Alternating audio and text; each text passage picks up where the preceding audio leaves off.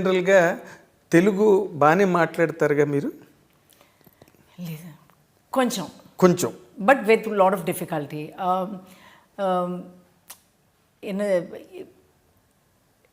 తెలుగులో మాట్లాడడానికి ఇష్టం, యూనో, బట్ రావట్లేదు.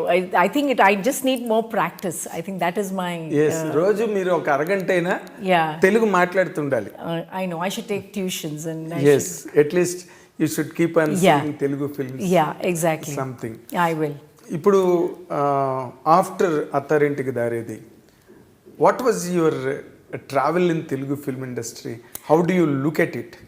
It was amazing. I think even though Mirchi was my first film that I did a comeback with, which also people really accepted it really well, but I think Attarintiki Daredhi is the one that kind of brought Nadhiya closer to Telugu audiences. Masses.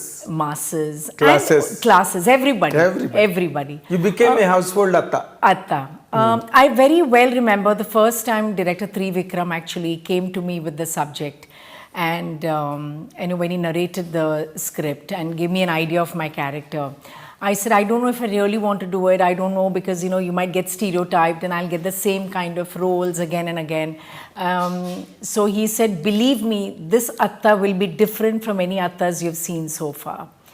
I said, you're just saying all these things just to convince me and so that I can play the character. And but he was very patient. He waited for me to be convinced to do the character. Yes. And then when I said, okay, I'll do it, because he was very keen I play that role. Little did I know that this character would be imprinted in Telugu cinema as. So I'm extremely thankful to him, and for him to have this foresight as to how well I would fit this character. Yes. So I have to give it to him. So it's my gratitude towards. Because why Trivikram told you that this makes a difference. This Atta is different completely. Right. Because in all the films, regularly we watch mother-in-law. Right. But here you are a paternal aunt. Right. In the film. Right. So you are from the same family. Right. Same DNA. Yes. That too against power star Pavan Kalyan. Yes. That made all the difference. Of course, your elegance, your majesty, your grace in handling that character really multiplied the dimension of the film. Oh, thank you. To be very honest with you. Thank you. Because today, after your longest career, you don't need to be flattered at all. Because you have enough credentials in your career. Yeah. And your best of the movies in all the languages, in fact. Right. Tamil, Telugu, Kannada, Malayalam and all that. Yeah. Kannada, I haven't worked in Kannada films, but yes, Tamil, Malayalam and Tamil, Malayalam. But the curiosity lies there after Attarintiki Daredhi. You were not too frequent on Telugu screen.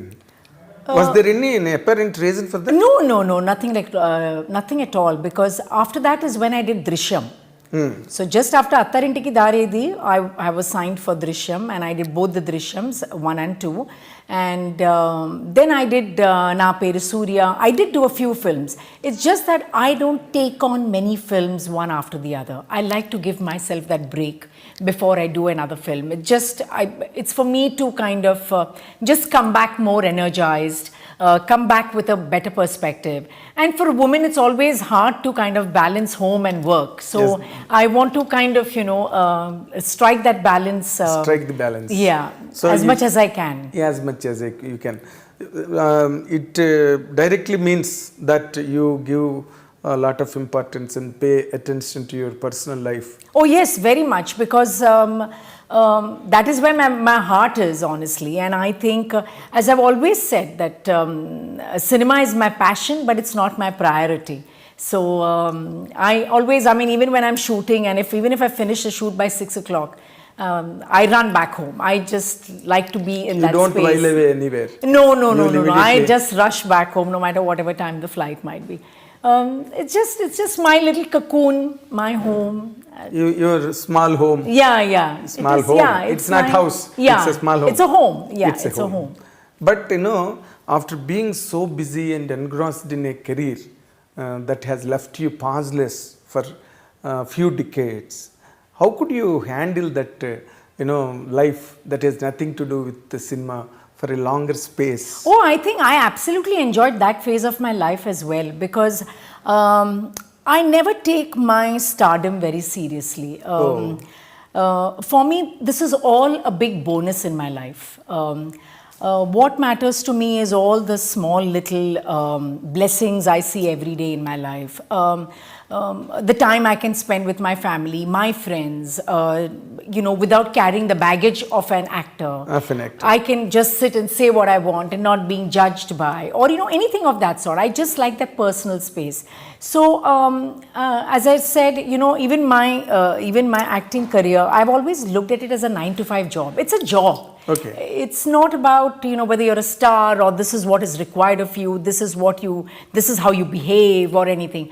For me, it's not all about that. When I'm on the set, that's my job. You're an actor. I'm an actor, and that's what I have to do my best. After once you're off the sets or off the screen. Then I'm not Nadhiya, then I'm Zarina, which is my original name. And so even when I go back, people half the time get confused, because some people don't know how to address me, whether they call you Nadhiya or they call you Zarina. Because my friends who are not from cinema, they all know me only as Zarina, and then people in cinema know me only as Nadhiya. So but I'm leading this dual life. You're double role. In life. In life. Normally, it is for me, it is a very exciting moment now, because I have interviewed you almost 35 years ago in AVM Studios. I came to, you were shooting some Tamil film, right? AVM 8th floor. Right. I came there and I interviewed you, and I went and I wrote it. That's our Telugu magazine at the time. It was on the top. It was Jyoti Chitra.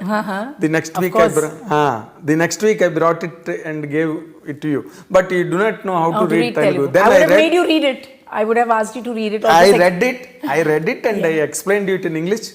And you felt so happy for all the content, and you commented one thing, still I remember. Wow.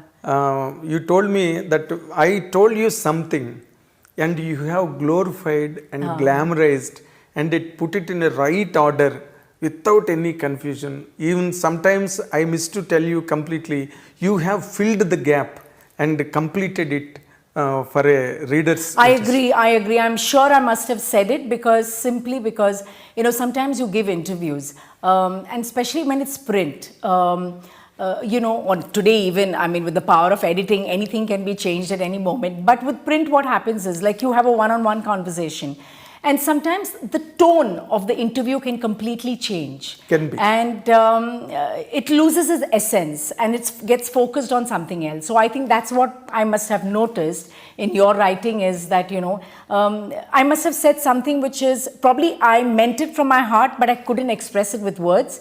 And you probably got it. You got it, and then you kind of put it in words beautifully. So